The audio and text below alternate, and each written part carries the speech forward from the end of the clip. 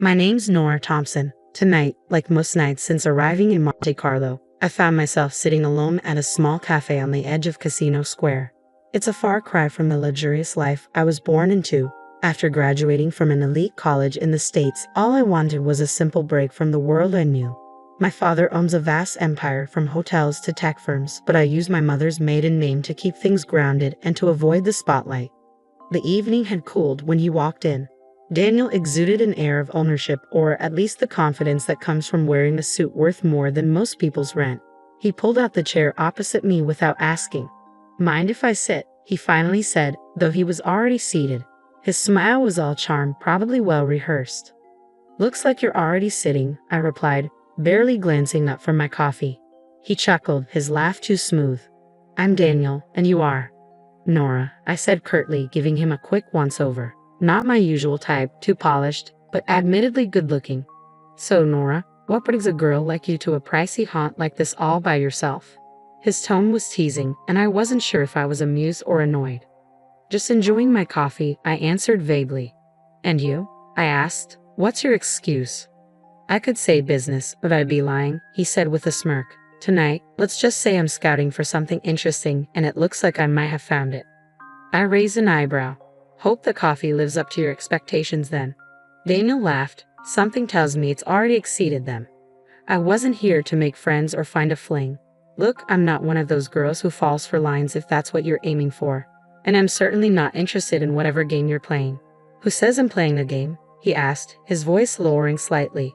"Experience," I replied. "You sit down uninvited, start with a line. What, do you expect a phone number or a date?" He leaned back, genuinely amused now. "You're tough. I like that. Not looking for a number, just conversation. But if it's too much, just say the word, and I'll vanish." I considered him for a moment. Monte Carlo was beautiful but lonely. Maybe a little chat wouldn't hurt. "Conversation is fine, but keep it light." We talked for a while. The conversation flowed surprisingly easily. He didn't press for personal details, and I didn't offer any. As the night wore on, I realized I was actually enjoying myself. Daniel wasn't like the usual guys who try to impress me with their wealth or connections. He had an air of someone used to the finer things but not defined by them. Eventually, the evening drew to a close. "Well, Daniel, this was unexpectedly pleasant," I said as I stood to leave. "Surprised yourself, huh?" he asked with a grin. "Maybe just a bit. Good night, Daniel." As I walked back to my apartment, his words lingered in my mind. Monte Carlo had indeed turned out to be full of surprises, and perhaps, just perhaps, I had stumbled upon one tonight. After that first encounter with Daniel, the nights in Monte Carlo seemed a bit less solitary. He had a knack for appearing wherever I was, whether I was exploring the local markets or having a late dinner by myself. His persistence wasn't annoying.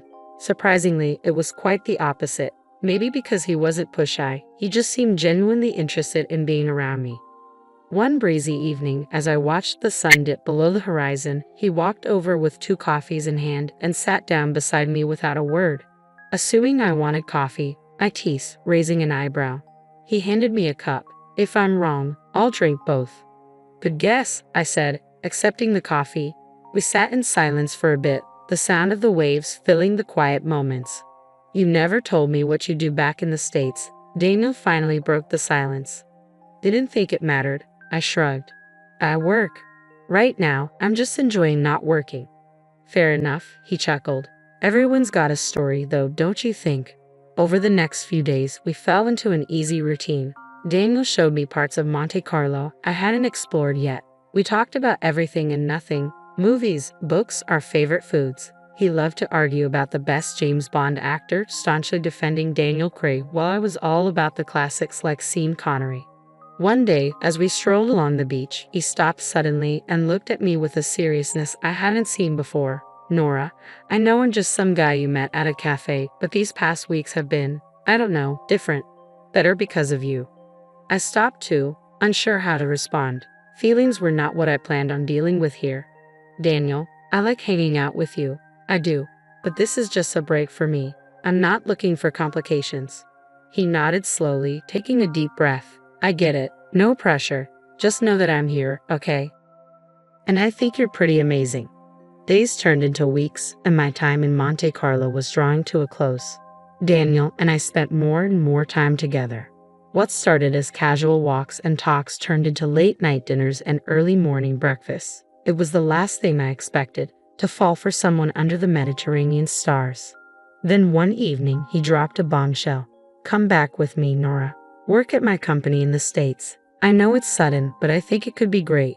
The idea was crazy, completely insane. And yet part of me was tempted by the adventure, by the idea of taking this, whatever it was, and seeing where it could go. Moving back to the States felt like stepping into an alternate universe. Daniel's offer wasn't just a job, it was an invitation into his life. Suddenly, I was living in an ordinary apartment in an ordinary part of town, playing the role of an ordinary girl who'd lucked out. My father, however, had different ideas about ordinary. He showed up unannounced one afternoon just as I was unpacking my last box. His booming laugh filled my small living room as he stood in the doorway, towering and larger than life. "Nora, hiding out in plain sight, huh?" He chuckled, giving me a hug that almost crushed my ribs. "So, tell me about this decision. This guy must be something special for you to up and move like this." His tone was light, but I could tell he was probing, doing his fatherly duty to sniff out any trouble. I sighed and sat down on the couch. "His name's Daniel. He's different, Dad. He doesn't know about all this," I said, waving vaguely around to imply the wealth and the complicated strings attached. Dad sat down next to me, his expression serious now. "Nora, you know you can't keep that a secret forever. If he's going to be part of your life, he should know who you are." "I know, Dad. I want to be sure about him before I complicate things. Thanks for looking out for me, though." He ruffled my hair, like he used to when I was a kid. "Always, kiddo. Just remember, if you need anything, I'm just a call away. And I've got eyes everywhere," he added with a wink. The next few weeks were a whirlwind of adjusting to my new job and new life. Daniel was a constant presence, supportive and charming as ever. But there was an edge to him now, a sharpness that came with the responsibilities he carried.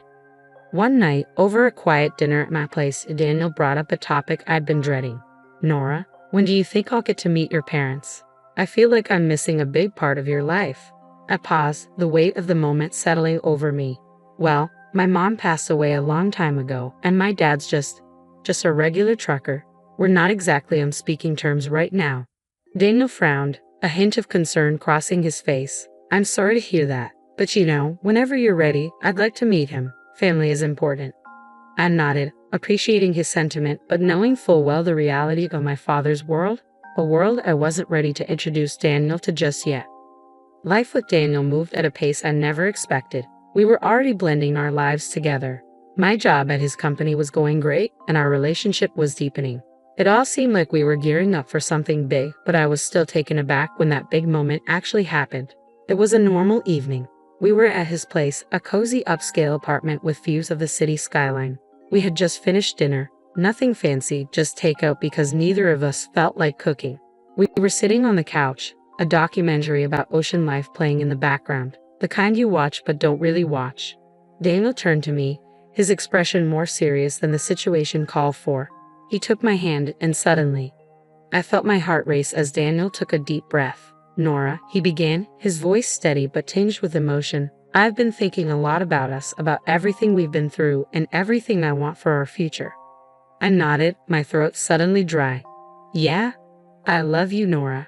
I love everything about you, and I can't imagine my life without you." He paused, swallowing hard, his nervousness palpable. "That made two of us. I want to be with you always. Will you marry me?" Just like that. No kneeling, no ring box, just straightforward and genuine, just like Daniel. I barely hesitated before replying, "Yes." The word rushed out almost as a relief. "Yes, I will." His face lit up with that wide, infectious grin that had won me over from the start. He pulled me into a tight hug, and we spent the rest of the evening excitedly discussing our future, what we wanted and where we saw ourselves. It was thrilling and a bit daunting, but it felt right. The next challenge was telling my dad. I anticipated him being pleased, but his response was lukewarm at best. "Nora, I want nothing but your happiness," he said, his voice heavy with concern. It was thrilling and a bit daunting, but it felt right. The next challenge was telling my dad. I anticipated him being pleased, but his response was lukewarm at best. "Nora, I want nothing but your happiness," he said, his voice heavy with concern. But are you sure about this? It's all happening so fast. I'm sure, Dad. He's a great guy. You'll see. I tried to sound more confident than I felt. He sighed. All right, but promise me you'll sign a prenuptial agreement, just to be safe. The word prenuptial didn't scare me. It was just another part of the modern marriage package, especially with someone who had as much to lose as I did, even if Daniel didn't know the full extent of it. Of course, Dad. We'll handle it, I assured him. Good then, and Nora, I won't be at the wedding. I don't want to spoil your story about being a simple girl. Next came the introduction to Daniel's mother. Her reception was icy from the start. During dinner at their family home, she scrutinized me with a look that could freeze the room. Daniel, are you sure about this girl? She doesn't seem like a fit for our family, she remarked bluntly. Daniel tried to smooth things over, but his mother was relentless. A prenuptial agreement is non-negotiable, she insisted. I agreed without hesitation, knowing it would ease some of the tension. Absolutely, I wouldn't have it any other way. Later, we formalized the terms with a lawyer present. Despite these hurdles, our wedding in the Maldives was breathtaking. Standing beside Daniel with the ocean whispering behind us and the sand beneath our feet, I felt a surge of hope. It was just us, our love, and a future we were ready to shape together. Despite the rocky start with family expectations, married life began better than I could have hoped. Daniel and I settled into our new house, a beautiful place with more space than we'd ever need. It was supposed to be the start of our perfect life together. I threw myself back into work, determined to prove that I was more than just the boss's wife. My role at the company had always been challenging, but now there was an added layer of expectations. I was not only managing projects but also involved in key decision-making processes. Initially, Daniel seemed proud. He'd introduced me in meetings with a hint of pride in his voice. This is Nora, my wife and our project lead. But as the months passed and the projects I led brought in significant profits, boosting the company's profile, something in Daniel began to shift. It was subtle at first, a comment here, a slight remark there. One evening, as we sat down for dinner, he brought it up. Nora, you're doing great at work. Maybe too great, he said, his voice strained. I looked up from my plate, puzzled. What do you mean, too great? Isn't that good for the company? It is, he admitted, pushing his food around on his plate. But the guys are starting to say it's turning into the Nora show over there. His words stung. Isn't that a bit unfair? I thought you'd be happy that we're doing well. I am happy, he said, though his tone was uncertain. But it's a lot. You know, everyone's always talking about you, about how you handle things. It makes me wonder. The conversation marked the beginning of a series of challenges between Daniel and me. As the business grew, so did the strain in our relationship. Daniel's once supportive demeanor was now tinged with resentment. I couldn't comprehend why he was upset. Wasn't he the one who had encouraged me to take on more responsibility in the first place? Things took a turn for the worse when his mother came to stay with us for a few weeks. Her presence brought with it an old-world attitude that I had always managed to avoid. She made offhand remarks about my work, questioning how a wife could be so absent from home. You're always at the office, Nora. When do you have time to take care of your husband? She would say. I tried to shrug off her comments, aiming to keep the peace, but her words only deepened the growing rift between Daniel and me. It seemed that no amount of professional success could mend what was slowly unraveling at home. The more I achieved at work, the more our marriage suffered. One evening, Daniel came home with a grim expression. Nora, I think it's best if you leave the company. We need to focus on our family, and your role there is causing too much tension. Leave the company? But why? I've been contributing so much, I said, my voice a mix of disbelief and anger. It's for the best. You can focus on the house, maybe start that garden you've always talked about, he replied dismissively, as if he were deciding on something trivial rather than my career. The next day, I discovered that he had let go of all our household staff. Housekeepers, cooks, gardeners. It was all on me now. You wanted to be more involved at home. Here's your chance, he said coldly. I wasn't afraid of housework, but the way this was thrust upon me felt wrong. This wasn't the loving, caring man I had married. This was someone else, someone intolerant and controlling. His mother, who was still staying with us, seemed to relish the situation. It's good for a wife to focus on her home, she would say, smirking slightly whenever Daniel talked about my new role as a full-time housewife. As I adjusted to this unexpected turn in my life, I felt a deep sense of shame. A shame that I hadn't seen this coming. A shame to admit that maybe my father was right about Daniel. When Daniel suggested a trip to Monte Carlo to rekindle what was left of our spark, I was hesitant but hopeful.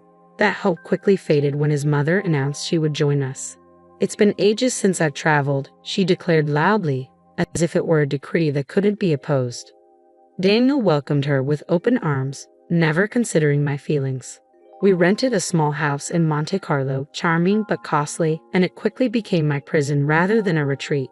From the start, Daniel and his mother treated the city as their playground. They rented luxurious cars, visited exclusive boutiques, and dined at the finest restaurants while I was left to manage the household. They demanded home-cooked meals, reducing me to little more than a servant in our holiday home, cooking and cleaning while they enjoyed the city. As days passed, Daniel's mother's comments grew sharper, her tone more venomous. "Really, Nora? Living at someone else's expense must be quite the life," she would sneer, her words a slap disguised in a smirk. Daniel never defended me. Instead, he laughed, his laughter a betrayal that echoed around the cold walls of our temporary home. I felt isolated, the city's sparkle muted by the shadow of their disdain. One evening, we passed a grand old-style hotel, its facade a reminder of a world of elegance and respect. Daniel's mother, her voice dripping with envy, remarked, "Lucky billionaire Harris. Imagine owning such a hotel, ruling over a palace like that."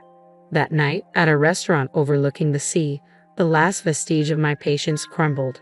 As we sat down, she waved the waiter over with an imperious flick of her wrist. "For Nora, the cheapest dish will do. No need to spoil her with extravagances she doesn't deserve," she declared loudly enough for the nearby tables to hear. Daniel's response was a casual chuckle, his agreement signaled not just by his words but also by a dismissive wave of his hand. "Good call, Mom. Let's not go overboard." Humiliation washed over me like the waves crashing on the rocks below. I rose from my chair, the clatter of the sea echoing my turmoil.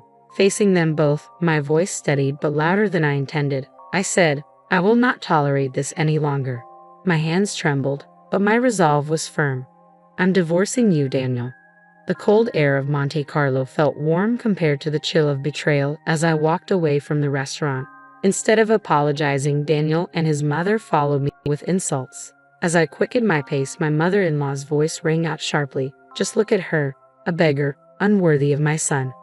My heart raced, but before I could get far, Daniel caught up with me and yanked my purse from my shoulder, his fingers clenching it tightly. "This is my money, Nora.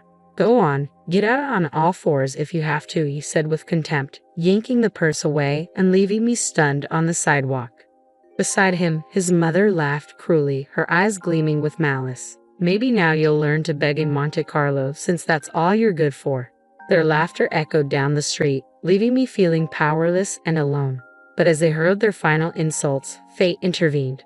We were near the grand old-style hotel Daniel's mother had earlier envied. Pointing to the hotel, she sneered, "Maybe they'll let you in as a beggar." At that moment, the hotel's gates opened and a guard appeared, his face lighting up with recognition. "Miss Harris," he called out warmly, walking over with a respectful salute. The shift in the atmosphere was palpable. Daniel and his mother's expressions changed from satisfaction to confusion. The guard smiled broadly. "Your father told us you might come by. Please, this way. The best room is always reserved for you." Daniel's mother paled, her earlier bravado crumbling. "Harris? As in the billionaire Harris," she stammered, her voice faltering. Ignoring them both, I walked towards the guard, my posture straightening. "Thank you, Pierre," I said, my voice calm and collected. Inside, I felt a mix of relief and vindication. Behind me, Daniel's pleas began in a desperate tone. "Nora, please, I didn't mean it." His mother, not to be outdone, shouted past her son, "Perhaps we could come in for a drink at least." I didn't look back. Entering the hotel, the doors closing behind me felt symbolic, shutting out the chaos of my old life. Pierre escorted me to the reception, where the staff greeted me with the respect due to the daughter of their employer. The flight back to the United States was long, giving me ample time to contemplate my next steps. By the time I landed, my resolve had solidified like the city sidewalks, unyielding and steadfast. The following day, I found myself in the office of a reputable lawyer, papers spread out like a battle map. "During your tenure at the company, it appears your husband failed to pay you bonuses owed for the multi-million-dollar deals you closed," the lawyer pointed out, his tone a mix of surprise and indignation. That sounds about right, I sighed, reflecting on the countless hours I'd devoted to the company and the success I had driven. We're suing for $30 million. The courtroom was cold and sterile, a stark contrast to the heated glares Daniel shot across the room as he fumbled through his defense. The man I once loved looked pitiful. When the verdict came, awarding me $3 million, Daniel's face crumpled. Outside the courthouse, he made one last plea. Nora, everyone's laughing at me. I messed up. Can we start over? His words might have tugged at my heartstrings once, but that time had passed. You only missed the money, Daniel. Maybe listen less to your mother next time, I said, my voice sharp against the crisp air. I turned and walked away, the sound of my heels on the pavement marking the end of that chapter. Returning home, I faced my father. The air between us was thick with unspoken words until I broke the silence. Dad, I should have listened to you. He wrapped me in a warm, forgiving hug. You had to learn on your own. Now you know, and knowing is half the battle. We talked late into the night about life, mistakes, and new beginnings. His advice was a beacon as I navigated my thoughts about the future. Inspired by our conversation, I began laying the groundwork for my next venture. My experience at Daniel's company had not only honed my skills but ignited a passion for the industry I couldn't deny. I decided to open my own investment firm. With my expertise and the substantial settlement, I had the resources to start something meaningful, something mine. Weeks turned into months as I built my business from the ground up. The challenges were daunting, but every setback taught me a lesson, and every success confirmed that I was on the right path. Sitting in my new office, overlooking the bustling streets below, I realized how far I had come, from a disillusioned wife in a loveless marriage to a competent business owner. The journey had been fraught with hurdles, but each one had made me stronger.